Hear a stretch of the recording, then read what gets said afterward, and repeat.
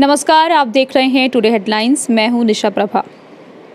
जब आज सारा देश स्वर्णिम विजय वर्ष मना रहा है, 1971 भारत पाक युद्ध को 50 साल पूरे हो चुके हैं और बहुत सी वीर गाथाएं आप देखते सुनते आए होंगे।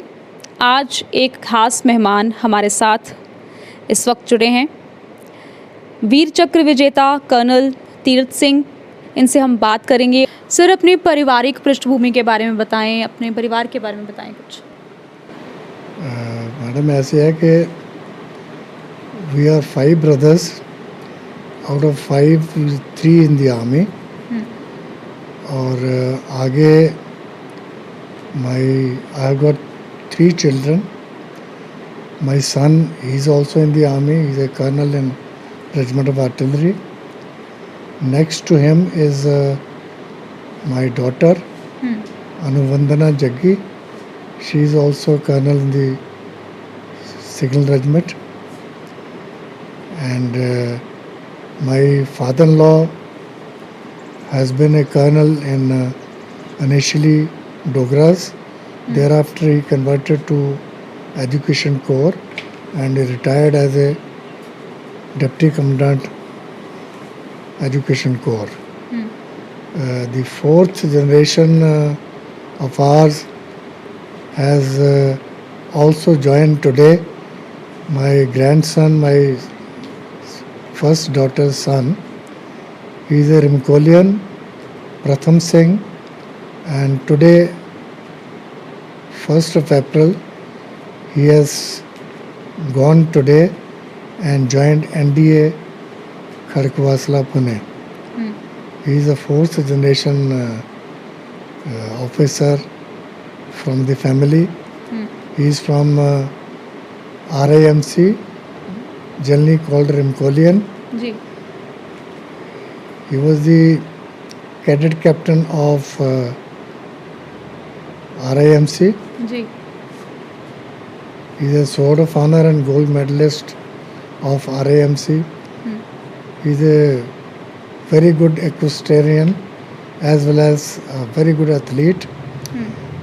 He has broken RIMC record for the last 30 years in high jump and established a new record of high jump in RIMC now.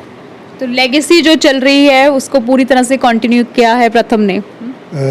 Yes, definitely, and I'm quite sure that this will continue in future also.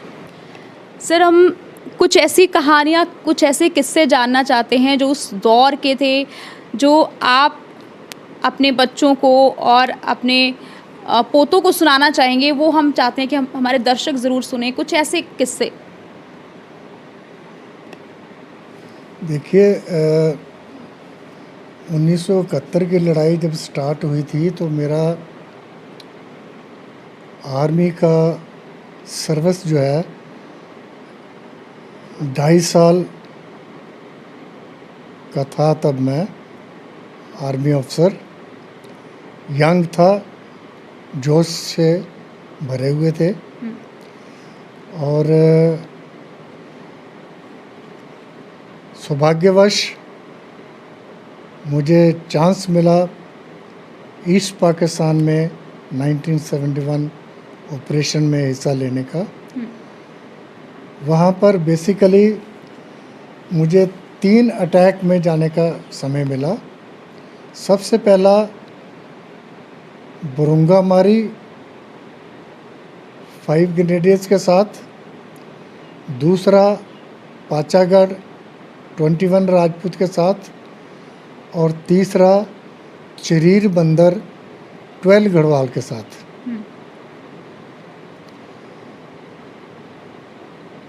हम अपनी unit के साथ सिक्किम में थे, गैंगटॉक से काफ़ी ऊपर, और नवंबर 71 फर्स्ट वीक के दौरान हमारी यूनिट को ऑर्डर मिला कि आप यहाँ से कूच बिहार में जाना है। तो नवंबर फर्स्ट वीक में ही हम सिक्किम से उठ करके बंगाल की ईस्ट अपनी जो वेस्ट बंगाल है उसके कूच बिहार जो डिस्ट्रिक्ट है उसमें चले गए। हमारे से कुछ दिन पहले ही जैसे हम सिक्किम से आए हैं उसी प्रकार एक और फॉर्मेशन थी 9 माउंटेन ब्रिगेड ग्रुप, जी। जिसको जोशीमठ से उठा करके हमारे से 2-3 दिन पहले कूच बिहार में भेजा गया था।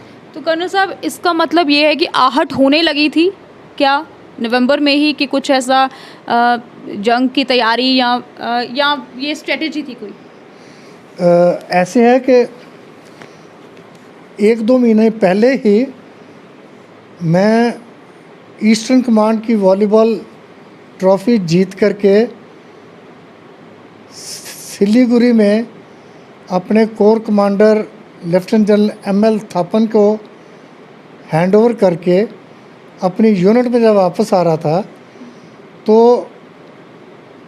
उस टाइम पर लड़ाई की संभावनाएं जो हैं उनकी खुशबू जो है वो आना शुरू हो गई थी, जी। उनका जिक्र आना शुरू हो गया था, क्योंकि तब तक काफ़ी सारी ईस्ट पाकिस्तान की माइग्रेशन जो है वो हिंदुस्तान में स्टार्ट हो गई थी और माइग्रेशन जो है उससे जो अस्त व्यवस्था थी खास करके वेस्ट बंगाल की वो ख़राब हो रही थी और उनको मैनेज करना जो है थोड़ा सा मुश्किल हो रहा था। जी। तो लग रहा था कि हो सकता है कि ये जो चीज़ें जो है लड़ाई में कहीं कन्वर्ट ना हो जाए। कर्नल साहब, क्या ये सच है, क्योंकि कई बुक्स भी ये दावा करती हैं कि तत्कालीन प्रधानमंत्री इंदिरा गांधी उन्होंने अप्रैल में ही ये कहना शुरू कर दिया था सैम मानेकशॉ को कि जंग जो है वो अब ज़रूरी हो गई, अटैक करना चाहिए, क्या ये सही है? देखिए, जब आसार नज़र आते हैं तो हर ज़िम्मेदार व्यक्ति को उसकी प्लानिंग करना जो है वो ज़रूरी हो जाता है और अगर उस टाइम के प्राइम मिनिस्टर ने कुछ ऐसा सोचना शुरू किया था तो उसमें कोई गलती नहीं है, अच्छी बात है और अगर किया है तो बहुत बढ़िया है। और आगे बढ़ते हुए मैं ये बताना चाहता हूँ कि वहाँ से उठ करके जब हम नवंबर 71 के फर्स्ट वीक में वहाँ पर पहुँचे तो हमारा तालमेल जो है वो उस ब्रिगेड के साथ जो है वो इस्टेब्लिश जो है वो करवाया गया। हमारी यूनिट को 9 माउंटेन ब्रिगेड ग्रुप की डायरेक्ट सपोर्ट में जो है हमारी यूनिट को डाला गया था लड़ाई के लिए। तो उस वक्त का जो माहौल रहता था बैरक्स के अंदर, अगर हम बात करें, क्या कुछ बातें चलती थी आपस में ऑफिसर्स की या जो सैनिक वहाँ पर रहते थे, वो हम जानना चाहते हैं, माहौल किस तरह का होता था? देखिए, बातें तो चल ही रही थी क्योंकि ख़ास करके अफसर लॉट तो पढ़ा लिखा लॉट है और इनको तकरीबन जो भी नेशनल ओब्लिक इंटरनेशनल हरकतें होती हैं उसके बारे में आम तौर पर जानकारी रहती है और जिस प्रकार से आसार नज़र आ रहे थे, जिस प्रकार से माइग्रेशन तकरीबन 90 लाख के लगभग हिंदुस्तान में पहुंच गई थी और जिस प्रकार से पाकिस्तान आर्मी ये क्रॉस करते हुए जो ईस्ट पाकिस्तान के बंदे थे या औरतें थी या जितना भी जत्था था, उनके ऊपर जब बॉर्डर क्रॉस करते थे तो उसके ऊपर फायरिंग करते थे। उस फायरिंग से ना सिर्फ ईस्ट पाकिस्तान की जनता को बल्कि हमारे आसपास बॉर्डर के आसपास रहने वाले लोगों के को भी नुकसान होना संभावित था और हो रहा था। तो ये सारी चीज़ें जो है ये तकरीबन लड़ाई के हालात को जो है तैयार कर रही थी। कल साहब, लड़ाई के वक्त कभी ऐसा लगा आपको, कोई ऐसा मोमेंट आया हो जब आपको लगा हो कि नहीं ये हाथ से जा चुकी है या बहुत ख़राब दौर कोई रहा हो वहाँ पर? नहीं, जहाँ तक तो ईस्ट पाकिस्तान की बात है, हम काफ़ी मजबूत स्थिति में थे जी। शुरू से ही और जिस तरीके से प्लानिंग करके इंडियन आर्मी जो है वो अंदर गई है, उसमें सक्सेस तो होनी ही थी, इसमें कोई शक की बात ही नहीं थी। जब आपको वीर चक्र मिला, उस वक्त आपके मन में क्या ख्यालात चल रहे थे? वीवी गिरी जब आपको राष्ट्रपति, माफ़ कीजिएगा, उस वक्त आपको जब वो चक्र प्रदान कर रहे थे, क्या चीज़ें मन में आ रही थी? वो पिछली सारी जो लड़ाई के दौरान जो आपका सफ़र रहा, क्या वो याद आ रहा था? क्या सोच थी मन में उस वक्त? बड़ा गर्व महसूस हो रहा था और लग रहा था कि बहुत अच्छा काम किया है और जिसकी सराहना हो रही है, और दिल में एक गौरव की भावना जो है वो थी अपने मन में, और वो आज भी है। जी, तो कर्नल साहब, जब 13 दिन ही ये लड़ाई चली, 13 दिन में ही ये क्योंकि विजय प्राप्त कर ली, वो जो पिक्चर है अरोड़ा साहब और जो नियाज़ी हैं, उनकी जो पिक्चर है, बहुत मशहूर पिक्चर है, जब वो सरेंडर की वो साइन करते हैं, उसके बारे में कुछ बताएं ज़रा। देखिए, एक सोल्जर के लिए ये बड़ी भारी उपलब्धि है कि अगर आप अपने ओपोनेंट को सरेंडर करवाते हो और पूरे हथियार जो है सामने रखवाते हो, तो इससे ज़्यादा सफलता और क्या आदमी जो है सोच सकता है। और जनरल अरोड़ा के लिए तो थी ही थी, हम सभी अपने आप को जनरल अरोड़ा के बराबरी समझ रहे थे कि हमारी फ़ौज ने ऐसा काम किया है जिससे नियाज़ी और उसकी फ़ौज को जो है हथियार जो है देने पड़े। 93,000 सैनिक जब हमने वहाँ पर बंदी बनाए, पाकिस्तानी जो आर्मी थी, तो उनके साथ कैसा बिहेवियर रहता था भारतीय फ़ौज का? देखिए, मैं तो उस मतलब ड्यूटी में नहीं रहा हूँ, लेकिन जो मैंने सुना है और जो हमारे व्यक्ति उन कैंप्स में ड्यूटी बाउंड थे, उनसे जो मैंने जो पता किया है और जो पता चला है, हमने उनके साथ जो है बहुत अच्छा व्यवहार व्यतीत किया है। और उनमें से कुछ उनके जो जेसीओ एनसीओ थे, वो हद से ज़्यादा खुश थे और अपने आप को वो कोसते थे कि काश हमारे अफसर भी ऐसे होते जैसे हिंदुस्तान के अफसर हैं। ऐसा भी कहा जाता है कि दूसरे विश्व युद्ध के बाद सबसे खतरनाक अगर कोई युद्ध हुआ तो वो 1971 का था। इतना छोटा स्पैन और तीनों फोर्सेस मिलकर काम कर रही हैं, कोऑर्डिनेशन बहुत बढ़िया रहा तीनों फोर्सेस का। क्या कहेंगे इसके बारे में? There is no doubt about it, ये सबसे अच्छा कोऑर्डिनेशन था और जिसका रिजल्ट जो आपके सामने है, बहुत अच्छा कोऑर्डिनेशन था। और all three forces, army, navy, air force, बहुत अच्छी तरह जो है एक दूसरे मिलकर इन्होंने काम किया है और सफलता को हासिल किया है। उस वक्त बहुत सारी कंट्रीज़ जैसे ब्रिटेन है या अमेरिका है, वो पाकिस्तान के फेवर में आए थे, तो क्या कभी लगता था ऐसे कि विश्व युद्ध की तरफ बढ़ सकते हैं देश? क्या यही स्ट्रेटेजी रही इंदिरा गांधी की कि जल्दी से जल्दी युद्ध को ख़त्म किया जाए? क्या ये कमांड मिली थी? देखिए, वैसे तो हर अटैकर का या अपना जो है ये होता ही है कि जल्दी से जल्दी युद्ध को ख़त्म किया जाए और जितनी जल्दी हो सके उतनी जल्दी जो है सक्सेस हासिल की जाए। और हम भी उसी की तरफ जो है अग्रसर थे और काम कर रहे थे। आने वाले जो युवा हैं जो आर्मी में आना चाहते हैं, उनके लिए आपका संदेश ज़रूर जानना चाहूँगी, क्योंकि मुझे जैसे आपने बताया है, खुद परिवार में सभी आर्म्ड फोर्सेस में हैं, बड़े गर्व की बात है और गर्व होता होगा आपको। तो जो यूथ आना चाहता है आर्मी में, उसके लिए आपका मैसेज ज़रूर लेना चाहेंगे? देखिए, मैं तो ये समझता हूँ, महसूस भी करता हूँ कि आर्मी एक बहुत नोबल प्रोफेशन है। इससे बेहतर जो है आपको करियर जो है ज़िंदगी में नहीं मिल सकता है। आर्मी करियर में आप जहाँ तक जाना चाहते हैं वहाँ तक जा सकते हो। आपको फैसिलिटीज़ है स्पोर्ट्स एक्टिविटीज़ में जाने के लिए, आपको फैसिलिटी है अपना करियर प्रोफेशन दूसरा जो है करने के लिए, आपको माकूल पे मिल रही है। आर्मी आपको पूरी तरह से सब कुछ जो है आपका मेडिकल जो है मेडिकेशन पूरा, ना सिर्फ आपका और आपकी फैमिली का, लेकिन पूरे के पूरे परिवार को देख रही है। आपका लाइफ इंश्योरेंस है, तो इससे बेहतर और क्या हो सकता है।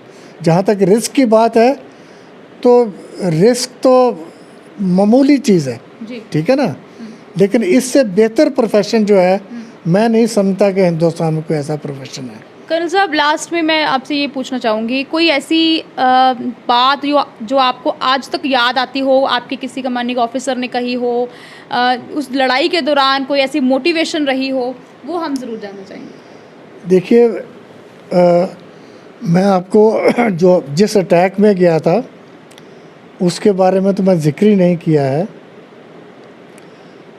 जैसे कि मैं पहले बताया था कि हम 9 माउंटेन ब्रिगेड ग्रुप के साथ जब हमारी यूनिट को इनडायरेक्ट सपोर्ट दिया था, उसके पश्चात हमें टास्क मिला था एक पास वाली जगह जो 2-3 किलोमीटर इनसाइड थी ईस्ट पाकिस्तान के, जी। उसका नाम था बुरंगामारी, और उसको कैप्चर करने का हमें टास्क मिला था। 9 माउंटेन ब्रिगेड ग्रुप की 5 ग्रेनेडियर पलटन थी, जिसके साथ हमारी जो है यूनिट जो है वो अफिलिएट थी। 5 ग्रेनेडियर के साथ जो है मेरी बैटरी और 4 राजपूत के साथ एक दूसरी बैटरी जो थी वो दी गई थी। बैटरी का मतलब है कि जब अटैक में जाते हैं तो आर्टिलरी का अटैक के टाइम पर ओपी अफसर, जो लड़ाई के टाइम पर जिसको फॉरवर्ड ऑब्जर्वेशन ऑफिसर कहते हैं, वो अटैकिंग ट्रुप्स के साथ जाता है। वो किस लिए जाता है?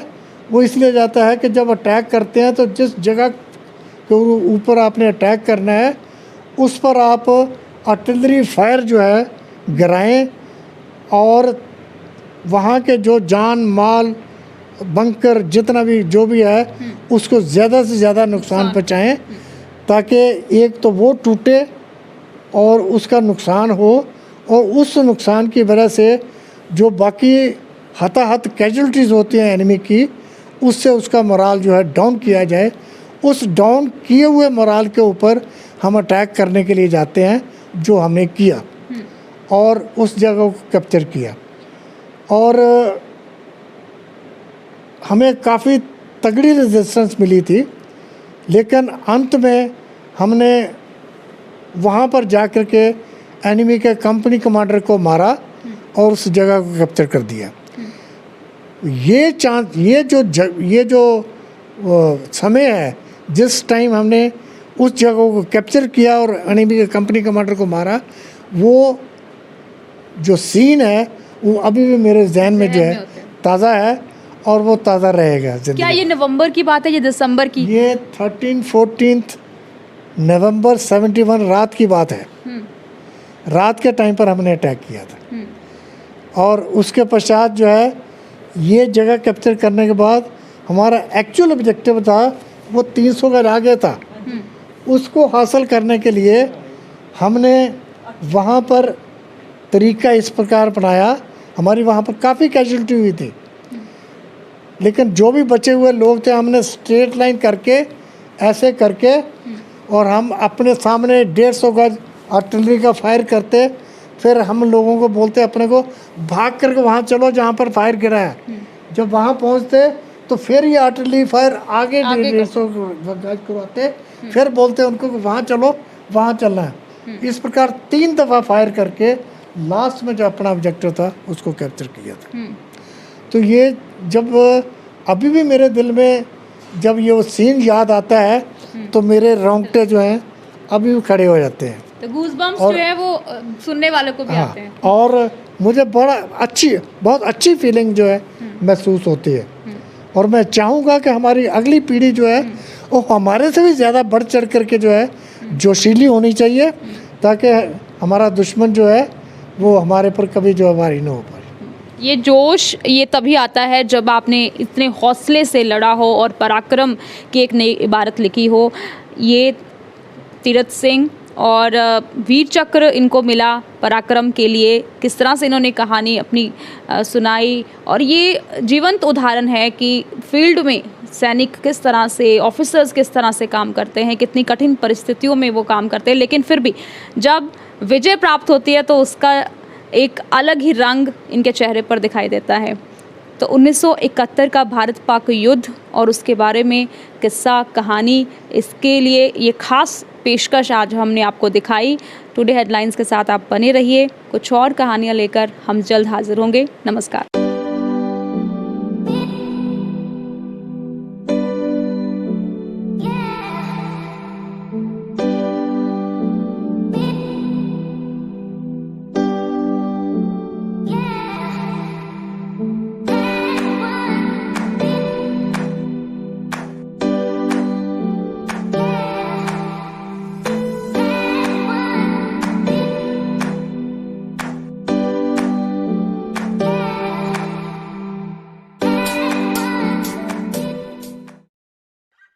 Ragi Home Decor.